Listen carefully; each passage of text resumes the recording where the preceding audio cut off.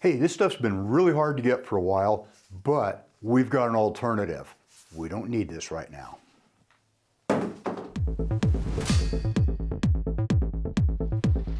Guy Miner here from UltimateReloader.com.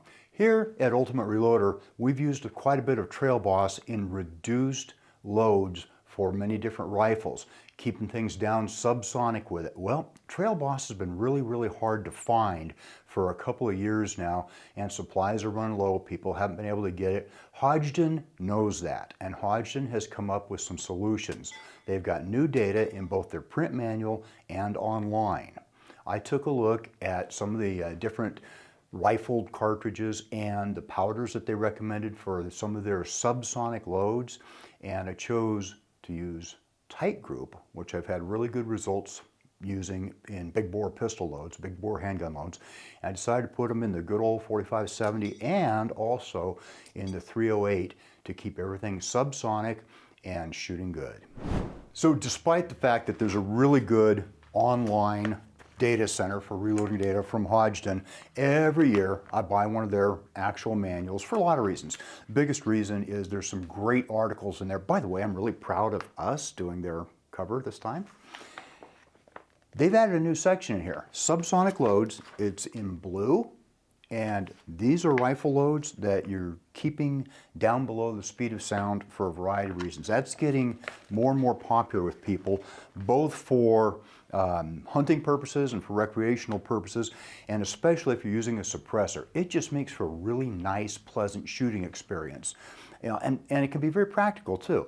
Think about if you're doing maybe some predator control and you've got neighbors not too far away that maybe don't need to be hearing you out there blasting with your high intensity rifle rounds. This is a way of keeping everything nice and low.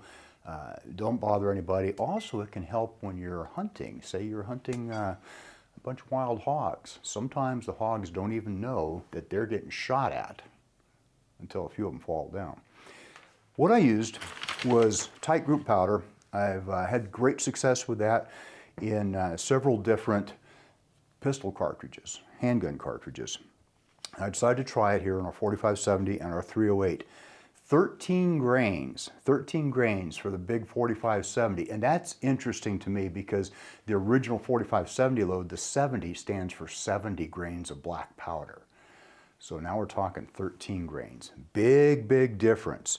And a mere 8 grains for the 308. So these are, just like the label says, a little bit goes a long way, and especially when we're talking rifle cartridges. Now, that leads us into a caution. That leads us into a caution that's very important. And we need to understand that 13 grains of powder is not very much compared to that great big empty case. It is extremely easy to double charge or even triple charge that, which would spike pressures to very high levels and could lead to catastrophic failure of your firearm, probably even danger to the shooter and anybody nearby him. It could be a real problem. So 13 grains of powder for that 4570 and 8 grains of powder for the 308, very light charges, and they work. And no, you don't need any fillers or anything like that. Just this pistol powder, this Titegroup, it works out really well. And we'll show you some of that from our own shooting. So I loaded all this ammunition at home on this gear, on this RCBS gear. Used the RCBS Summit Press, RCBS dies, used my RCBS powder measure, the scale, everything. Went green on this one.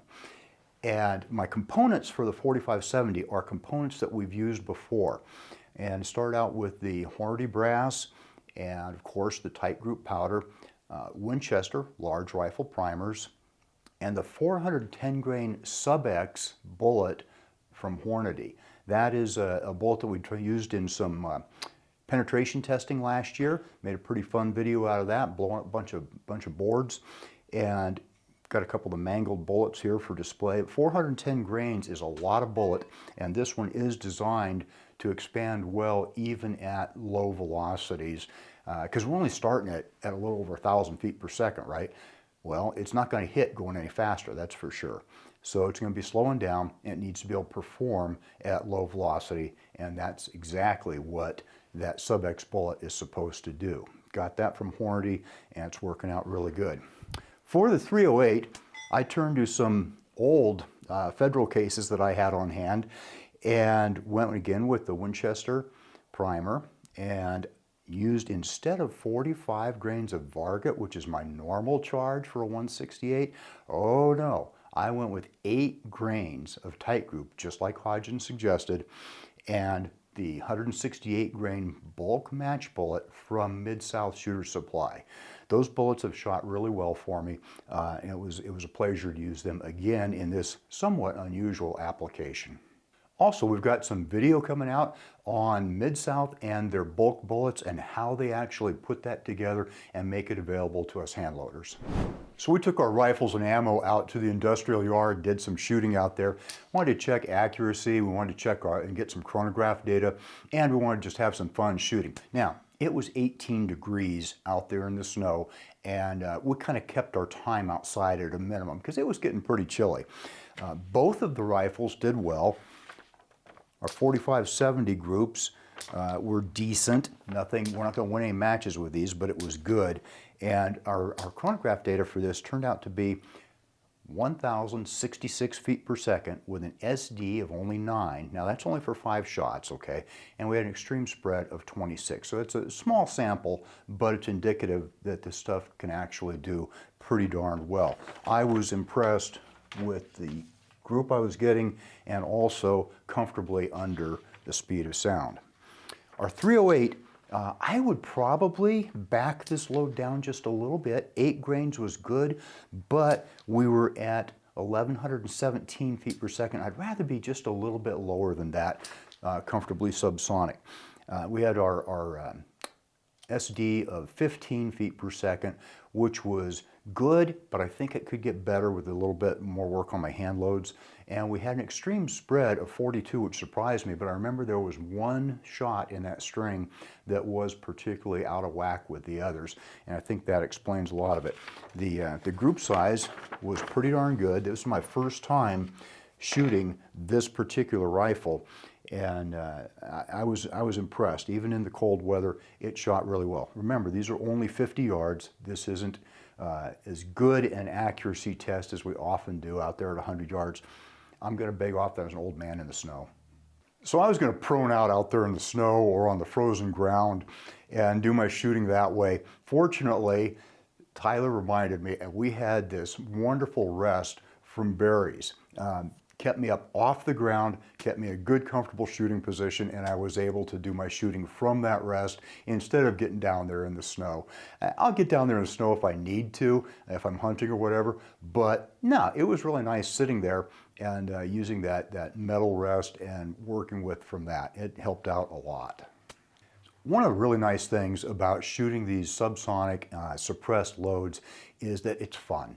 It is just plain fun. There's very little recoil to deal with. There's very good accuracy potential, and it's just a lot of fun to shoot these things over and over and over, no matter which. If you go for something big like this, or if you go for something lighter like the 308, or even a smaller cartridge than that, you're moving everything at around 1,000 feet per second. It's just a hoot.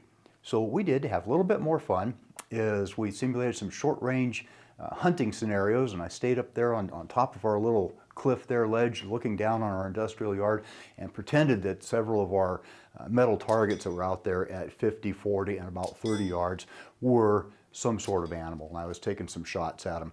Had a lot of fun with that. I admit I missed once or twice, but other than that, hitting really good, easy. The recoil's light, the noise is low, and it was just awfully fun to shoot these rifles that way. As you know, if you've shot a warm-loaded 4570, they can hammer your shoulder real hard. These loads don't do that. So that was the 4570 Henry. I've shot it a lot, I like it a lot, but this is my first chance to shoot our Tikka. And the Tikka really impressed me. I have never owned a Tikka. They are excellent rifles, I know that. I was really impressed with how smoothly that bolt worked, really slick.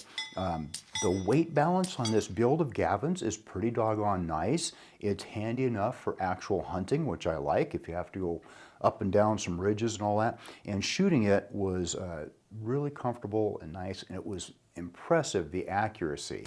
I actually fudged around there. I made that group bigger than it should be because I shifted my point of aim a little bit, and I shouldn't have done that. I should have just shot them all in there, but you know, that was me, not the rifle.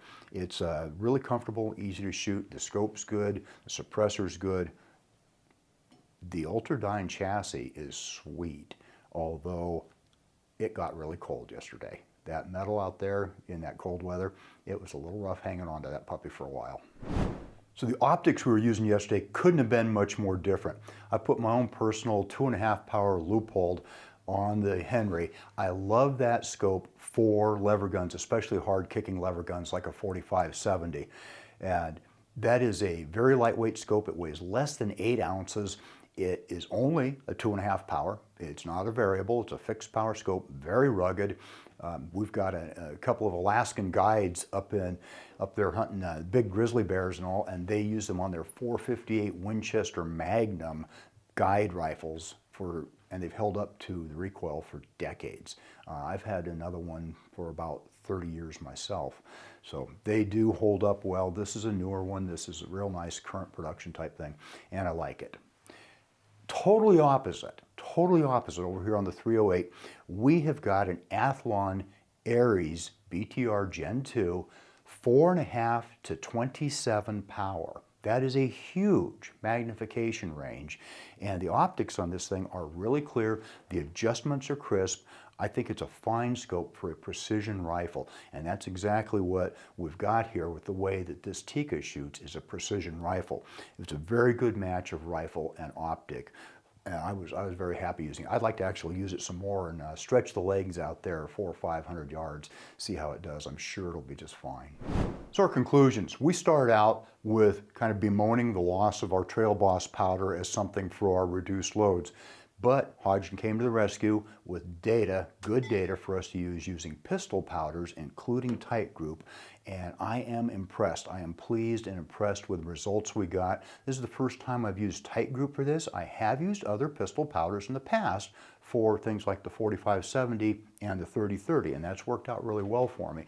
So this was like seeing an old concept come back, and with more modern powder. Worked out really well for us. The one caution I have to reiterate, please, please, please double check your powder charges. I charged all of my cases that I was using, and then I got out my little flashlight and I took a look in all of them and made sure we're looking at 1 powder charge per case. Then I went ahead and seeded my bullets. Got to be careful doing that stuff. So what I want to know is, are you using any kind of pistol powder for your rifle cartridges for reduced loads and particularly subsonic loads, and how's that working out for you? Drop a comment and we'll have a discussion. That means it's time to wrap this up. I hope you enjoyed this video. If you're watching Ultimate Reloader on TV and want to take advantage of free resources, exclusives, and hot deals, just hold your camera phone up to the QR code, tap on the link, fill out the information, boom, you're getting Ultimate Reloader emails. Don't forget to like and subscribe. Also, we're on Facebook, YouTube, Rumble, where we've got unrestricted content, and Instagram. Make sure to follow us on all those channels. Ultimate Reloader also has a commercial solutions division serving law enforcement, the military, and the gun industry. We have some unique capabilities, including a comprehensive suite of recoil testing and evaluation capabilities, trigger profiling, and more. Thanks again for watching.